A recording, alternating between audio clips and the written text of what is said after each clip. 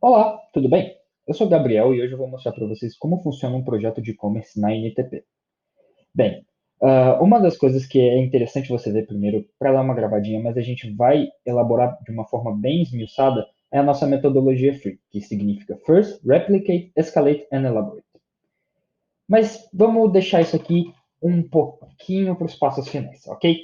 Só mantenha em mente o acrônimo. Bem, todo projeto na NTP, principalmente os de e-commerce, são utilizadas as técnicas de Scrum para gerir o projeto.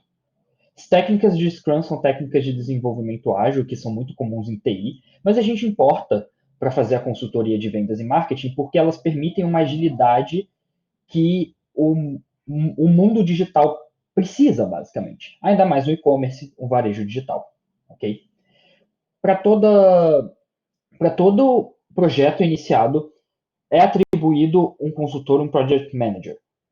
Eles vão fazer toda a gerência do projeto, definir os gargalos, os pontos, também a sua SWOT e todo o gerenciamento das ações do projeto. Então, isso é prioridade para fazer em tanto tempo, isso a gente deve fazer dessa forma. Ele também vai ser responsável por passar o know-how que a gente passa para o cliente no final das contas, para que, enfim, o projeto possa andar com suas próprias pernas, ok? Para gerir esse projeto, a gente conta com o apoio do Asana. E o Asana ele possui várias vistas diferentes, a gente costuma utilizar Kanban, que até se aproxima do Scrum. Normalmente, quando a gente fala de Scrum, até se confunde com o Kanban, enquanto o Scrum é o método e o Kanban é a visualização disso. Eu vou apresentar para vocês rapidamente o projeto no Asana. A gente costuma dividir eles em documentos, onde vai ser mantido as atas, a nossa planilha estratégica, que é um documento de apoio com os acessos, com os relatórios de resultado, definições de SLA, algumas ações com parceiros. Então, documentos servem para gerir esse tipo de ação.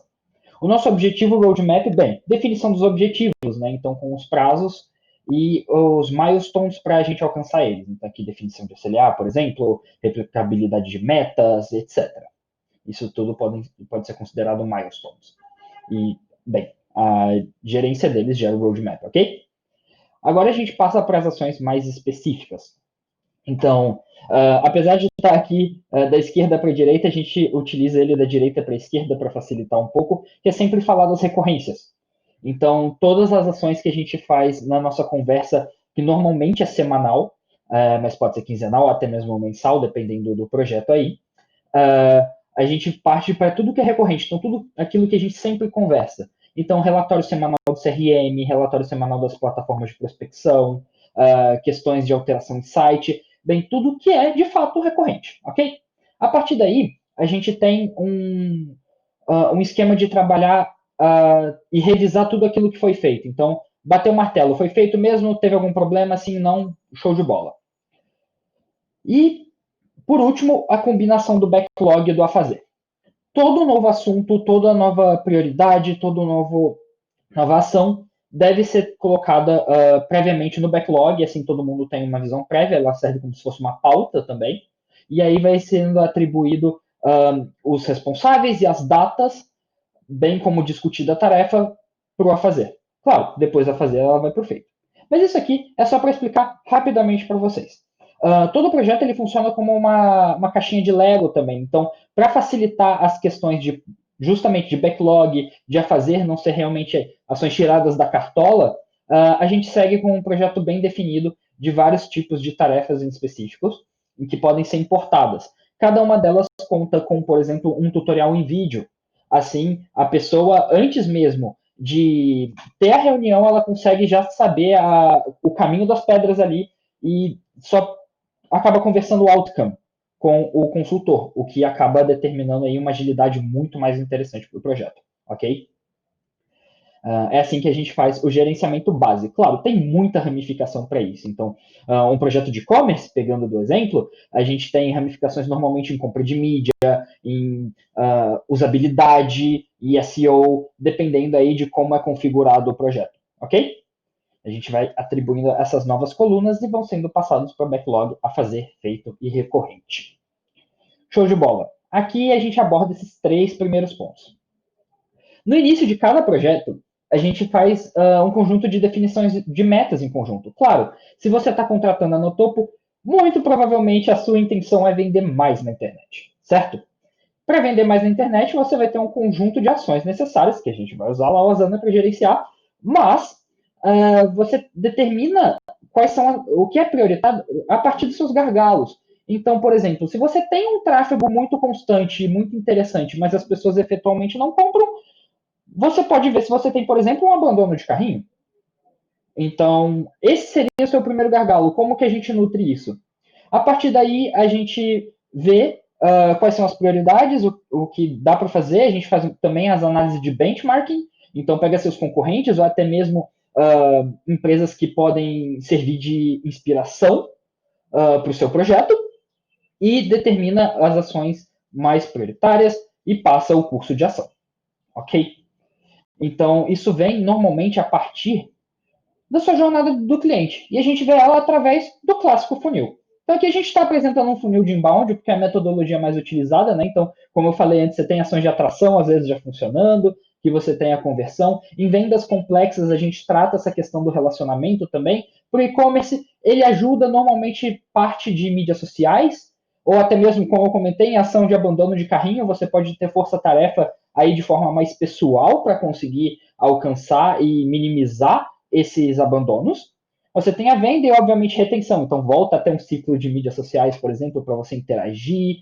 A gente tem cases muito interessantes de clientes que compram um produto e aí expõem que compraram o produto. A gente faz uma retroalimentação dos canais com essas opiniões, não só aquela opinião de review de produto, mas olha só como meu produto ficou nesse ambiente, num caso de decoração, por exemplo. Ou olha só como esse outfit ficou, no caso de um cliente de moda. E aí você consegue retroalimentar e você fideliza a partir aí dessa retenção um pouco mais orgânica. Então tem N estratégias que podem ser utilizadas para esse tipo de situação. O interessante aqui é pegar os principais gargalos, então suas principais falhas na taxa de descida desse funil, né, nas suas taxas de microconversão, e atacar elas da maneira mais inteligente possível. Ok? Voltando, então, para a metodologia free e amarrando tudo isso, como eu falei, vocês vão ficar com isso na cabeça. Bem, a metodologia ela começa a partir de gerar a primeira venda. Eu entendo que é comum também que os e-commerce que chegam até nós eles já estejam estabelecidos, eles procuram também um aumento nas vendas. O ponto aqui do First é como a gente gera o menor valor viável, né? Então, assim, qual que é o mínimo viável e como eu consigo tornar ele replicável. Então, assim, eu opero a partir daqui. Então é isso. Como eu pego os seus dados históricos e mantenho eles estáveis, pelo menos, para evitar baixas. Quando é um cliente novo, ele vai a partir do, obviamente, como a gente vai cutucar o mercado, como a gente vai fazer a nossa primeira venda. Mas no caso de clientes que já estão mais estabelecidos, como eu mantenho a minha constância na média. Isso feito, a gente passa para como a gente vai replicar esse conteúdo. Então, você mantém aquele estágio e agora você vai replicar.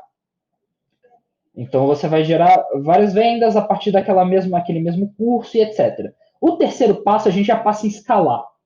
Normalmente, na NTP, a gente toma uma atitude de otimização, principalmente quando a gente trata das plataformas de compra e venda de mídia, como o Google Ads e o Facebook Ads, de como a gente mantém esses resultados, reduzindo o nosso custo por resultado a fim de escalar. Certo? Porque quando você reduz o seu custo, isso permite que, dado o mesmo orçamento, você consiga escalar.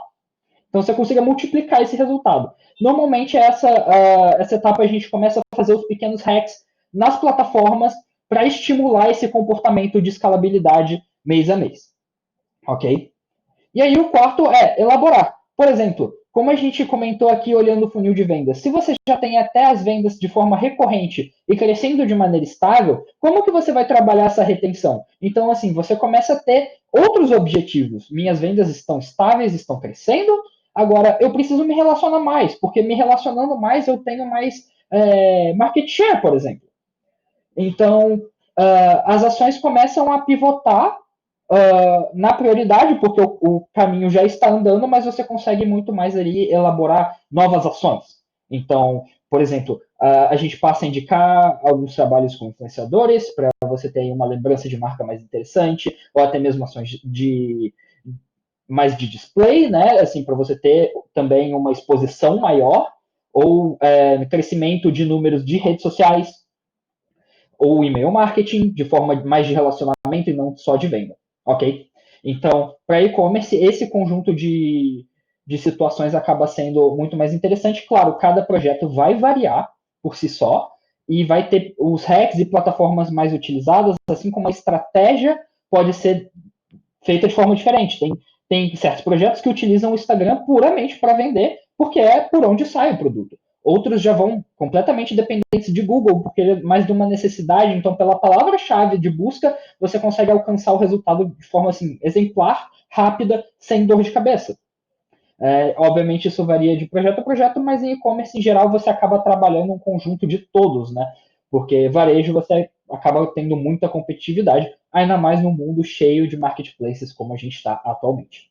A gente não descarta também os marketplaces, não finge que eles não existem, e busca uma abordagem onde, se você acha necessário, se você tem por objetivo estar também nos marketplaces, a gente deixa essa liberdade e busca se diferenciar um pouco em alguns outros caminhos, como por exemplo o seu site. Então, como você evitar canibalização? A gente tem alguns hacks para isso também, que incluem basicamente o conceito de diferenciação entre eles. Para você não deixar de ter a vantagem no marketplace, o seu cliente vê uma vantagem ainda em comprar no marketplace, mas a partir da fidelização, você ter também o seu site como alternativa e ainda assim aparecer nas buscas com o seu site também, ok? Então você dá as opções completas de canais de venda aí para conquistar a sua venda, beleza?